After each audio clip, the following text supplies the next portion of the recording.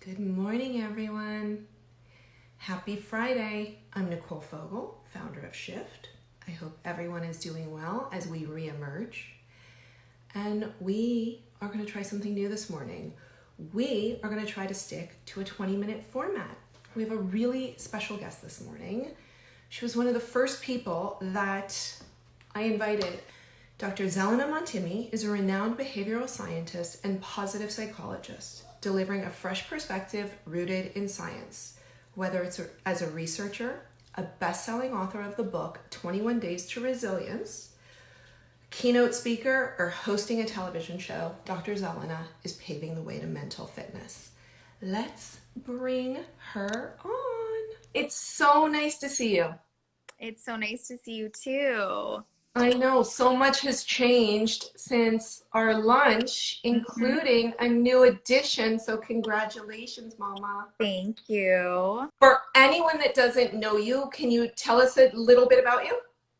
Sure, yeah. I'm a psychologist and a behavioral scientist. I study human behavior with specific sort of background in resilience. And I have a book out called 21 Days to Resilience, which is essentially a toolkit that I wrote for adults because resilience is a skill that we learn. It's not something we're born with or without. So I wrote the book as a learning tool and have been, speaking about it and helping people, build resilience ever since. We often sometimes have the mentality that, nutrition is something we should be working on consistently. Our physical body, our physique, and our, going to the gym and whatever trainers we have, that's something we should be working on consistently. But we often sort of neglect emotional and mental health. So I wanted to sort of rephrase that when we think of, mental health, guides or experts or psychologists, we think of it maybe as, sometimes a long-term thing, or some people think it's a short-term thing or not at all. And just the work that we do internally. So I wanted to rephrase it as a fitness tool because our brain and our emotions are something that we have to consistently check in with every day, all, as we do nutrition, as we do our physical health. Our mental and emotional health is just as, if not more so, important than everything else. So, being that you're an expert in positivity and that there's a lot going on right now, whether we're in a pandemic or it's heart-wrenching what's gone on in the news in the last few days. How do how can you tell me how people can stay positive in a time like this and going through what we're experiencing? I think that there's, we have this false sense of like, okay, things are falling apart, but I have to stay happy and positive. And I really don't think that that's I don't think that's healthy because there's a lot. We've never gone through what we're going through right now. So that in and of itself is being productive, just if you're getting up in the morning, right? Right. Because um so I think that's one thing. And I think that, part of being resilient is accepting all the sort of the range of emotions. It's not just about the hustle and about just staying positive. It's about, really accepting yourself for who you are and the vicissitudes that come with that, like the roller coaster we're on. So if we're feeling pretty awful one day, that's okay. You're human. And Mm-hmm. so to really accept that, and to look at the emotions for what they are is really, really important. Now, once you sort of like filter through those emotions, staying positive during these kinds of traumatic times is really about finding the moments within the madness that where you can spark joy, and have those moments of positivity. And what it is about sort of like sustaining hope more so than positivity, because it's really the hopefulness, hope that we know this is going to pass, hope that there's a better tomorrow, that we've been through our hardest days, so we're definitely going to get through these, like that Right. kind of hopefulness and recurring sort of mantra in your mind can be really, really helpful. I also feel like focusing on gratitude, what we have versus what has been taken away from us, is a really important tool during this time. And I don't mean it in like a sappy, like, oh, well, we have to be grateful for everything kind of thing. Because, I certainly, just talking to clients and even just friends, everyone is talking about how hard it is, but then I always hear people apologize for it and say, oh, but I know it's nothing compared to, I'm appreciative of that perspective, Right. but your experience is still your experience and you're allowed to have a tough time, right? Um, Absolutely. yeah. So I think that, remaining hopeful, focusing on gratitude, and also just being present in the moment that you're in. So whether it's like you're cleaning your house or you're talking to your child even though they've been really irritating you or whatever it is, be there now, because that helps our brain recalibrate and really just focus so that we're not ruminating about the anxiety and what's tomorrow going to bring and what the next day is going to bring and what's happening in the world out there. We can only control what we personally can control. Right. So that's really what we should focus on in this time. And I also feel like we really need to focus on, sort of positivity and hopefulness. We need to filter our media. We need to make sure we're not overusing, social media, and unfollow people who make us feel bad about ourselves right now, especially, and For filter sure. how much news you're listening to. I think that's really important. So I love the fact that you addressed that we don't have to be positive all the time, or that we can acknowledge that this is rough. Oh But I yeah, think even in the darkest and even in the roughest, I know for me, in my challenges, I've also found the gifts in them. yeah, So and exactly. And usually those gifts don't come until much, much later, to mm-mm. be honest. So when we're trying to find the gift of the moment when we're in the darkness, it's hard. It's too hard. It's almost setting yourself up for failure in a way. So I think it's really important that we, put one foot in front of the other, and yes, certainly focus on those moments of joy and cultivate hope. But if you think about the most resilient people we know, they're not resilient, sort of in spite of their difficulties. They're resilient because of their difficulties.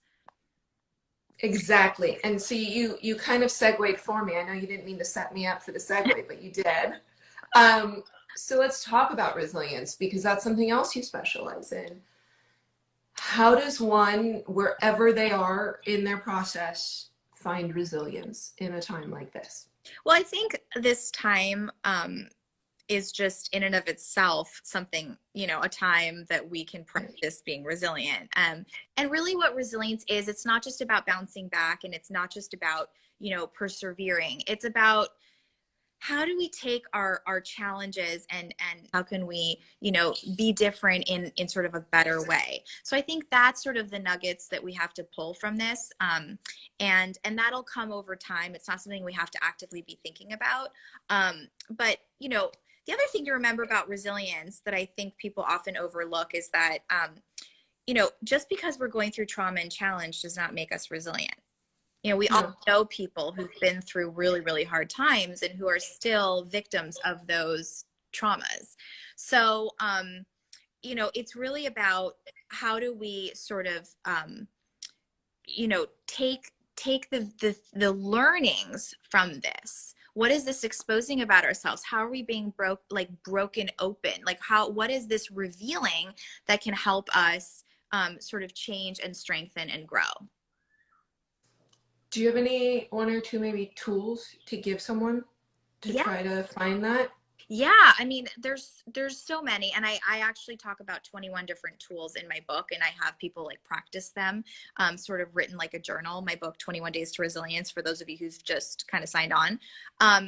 But I think, I talk a lot about acceptance. I think acceptance is a skill set of resilient people. So right now, especially, practice acceptance. Practice accepting your feelings, your experience for what it is. And it is, again, I say practice, I use that word very carefully because it's something we have to continually do and remind ourselves to do.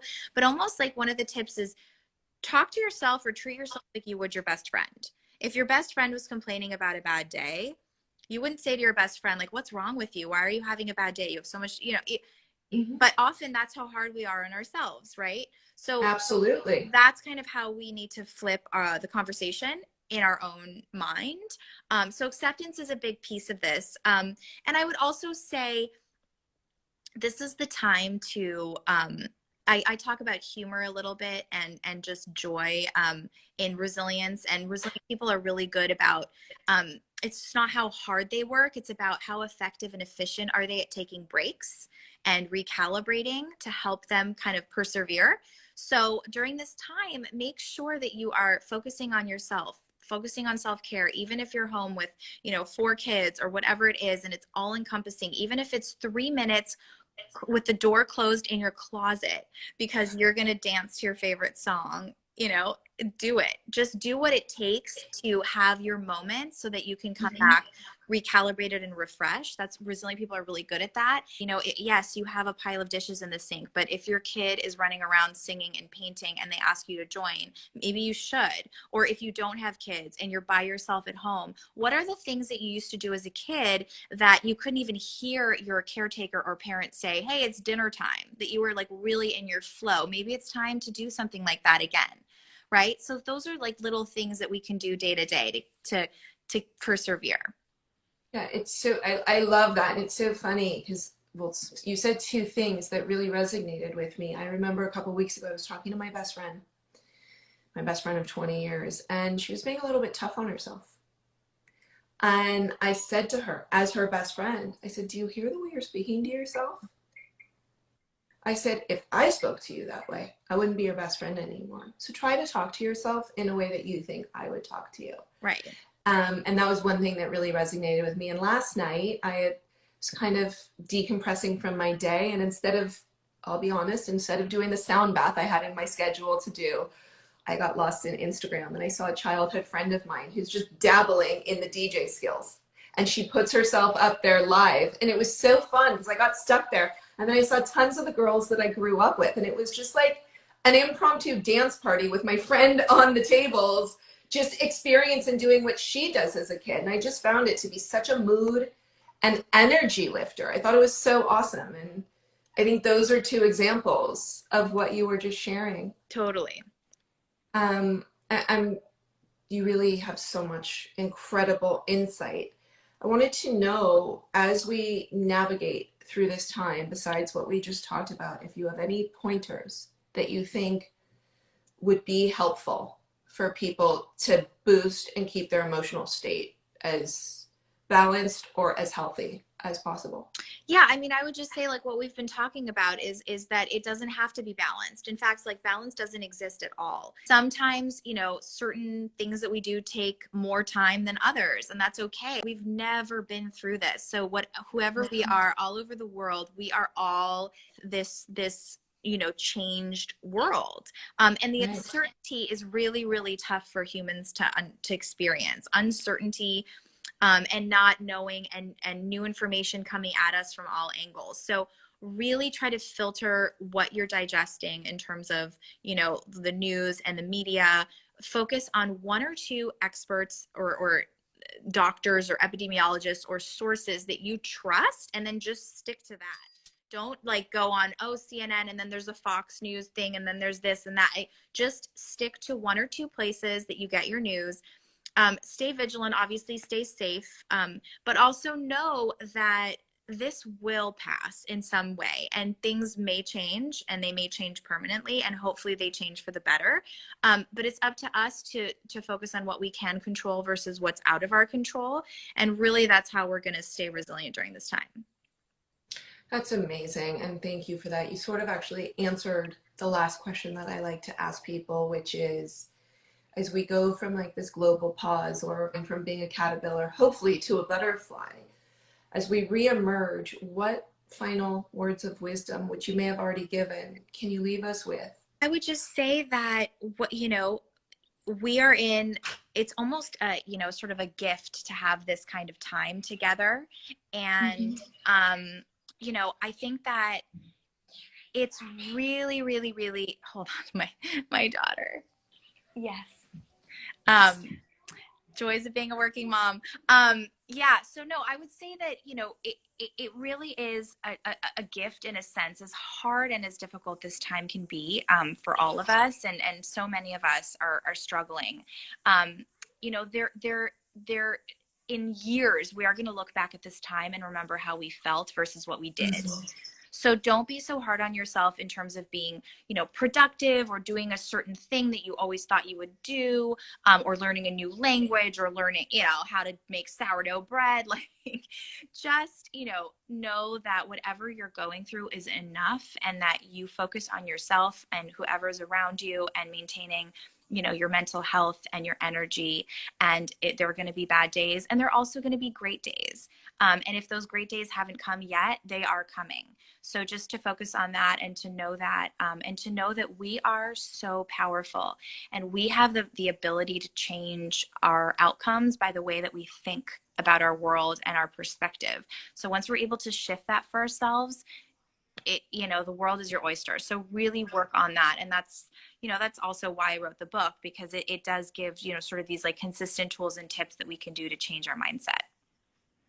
Well, thank you. That was so beautifully said. And you guys, we can put in our link tree, or you can go at Dr. Zelana on Instagram, or her website is Dr. Zelana, right?